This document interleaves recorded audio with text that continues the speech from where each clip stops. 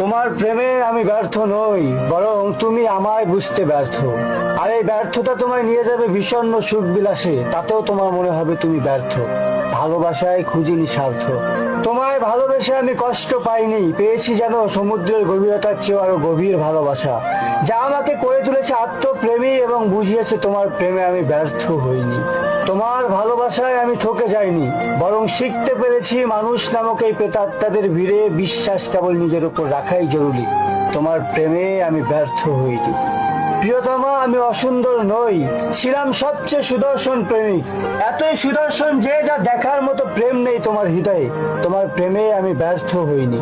তোমার কাছ থেকেই তো আমি শিখতে পেরেছি মানুষেরা ভালোর খোঁজে হয়ে উঠেছে মরিয়া, আর ভালোবাসাকে বানিয়েছে মূল্যহীন।